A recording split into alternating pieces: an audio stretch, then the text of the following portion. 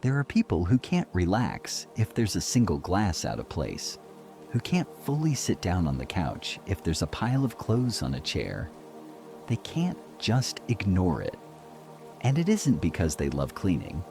It's because there's something inside them that won't let it go. Because for them, mess isn't just mess. It's noise. It's tension. It's something their mind can't let slide. And if you've ever walked into someone's home and felt that everything was almost too in order, nothing out of place, maybe you wondered, how do they do it? Do they have more discipline? More time? Or are they just built that way? But what most people don't see is that it was never about cleaning. It's about how their mind works.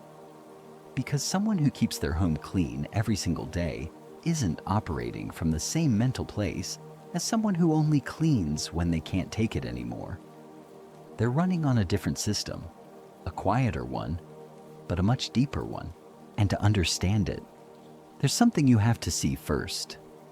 Your brain doesn't separate your inner world from your outer world as cleanly as you'd think. The space you live in isn't just a place.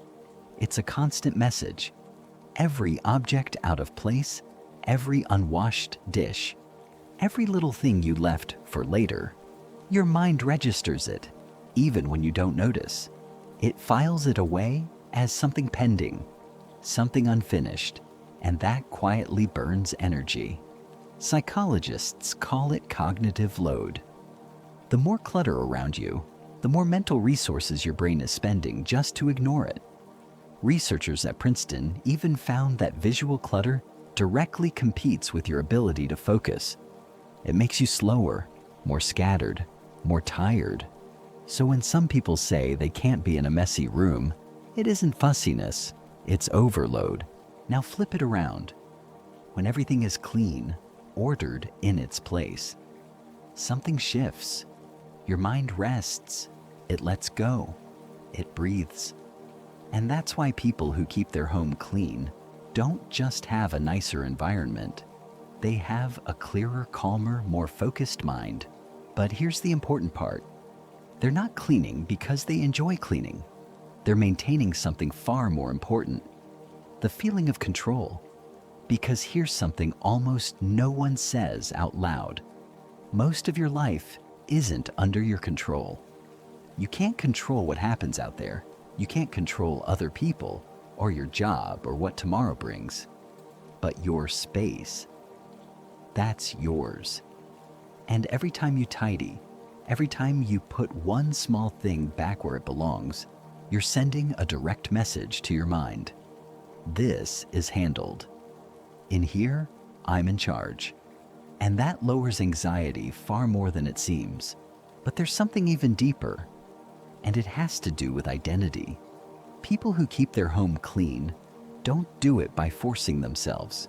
They do it because at some point, they became that kind of person. The kind who doesn't let things pile up. The kind who takes care of their space. And once that becomes part of your identity, you don't have to think about it anymore. It just happens. Because we act in line with who we believe we are. If you tell yourself, I'm a messy person, your behavior will keep confirming it. But if you start acting like someone who looks after their space, even in tiny ways, your mind slowly begins to rewrite that image. And little by little, you become it.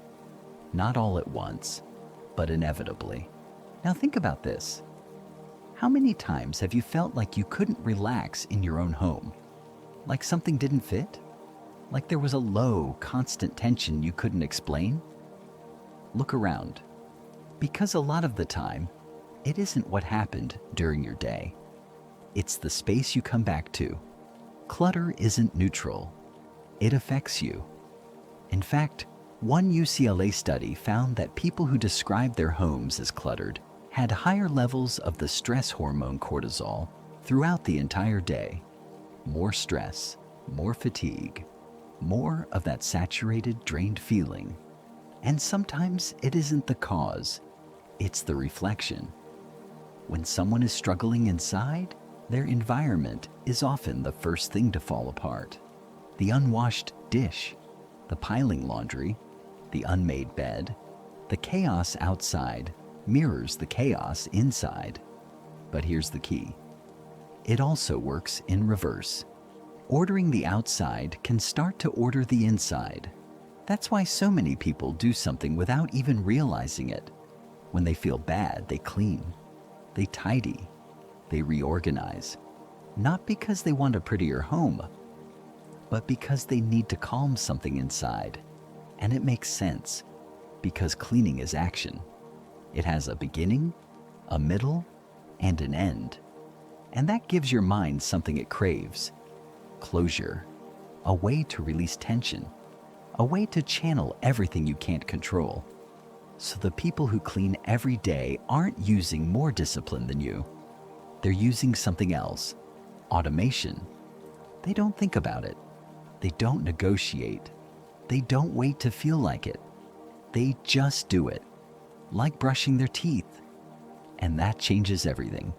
Because discipline runs out, habits don't. In fact, one study tracking real people found it takes on average around 66 days for a behavior to become automatic. After that, it stops costing you. And that's the whole point. It's not about forcing yourself forever. It's about doing it long enough that you no longer have to force yourself at all. And there's one more thing. Something you feel but can't always explain. The sensation.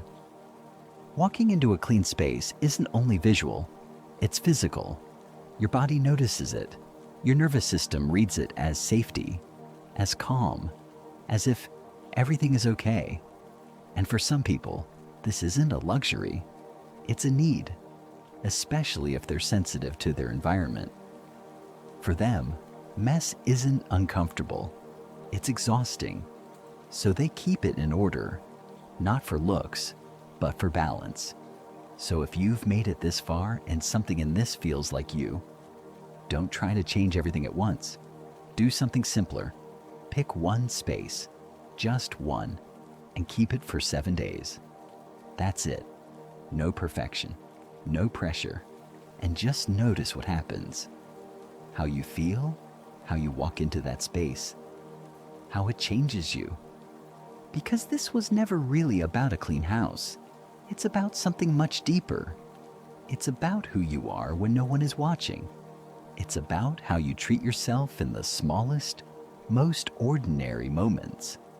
And in the end, they're not cleaning their home. They're trying to keep in order something that, on the inside, isn't always in order. And maybe that's why, when everything is finally in its place, when nothing is left pending, when the noise disappears, it isn't only the house that rests, it's your mind. As if, for one moment, everything is under control. Not because it is out there, but because you can feel it in here. And that, however small, changes more than it seems. If something in this video made you see yourself, leave a quiet comment below. I read them. And if you want to understand more of these things that usually go unnoticed, subscribe. Because the next one might explain something about you that you've never quite been able to put into words.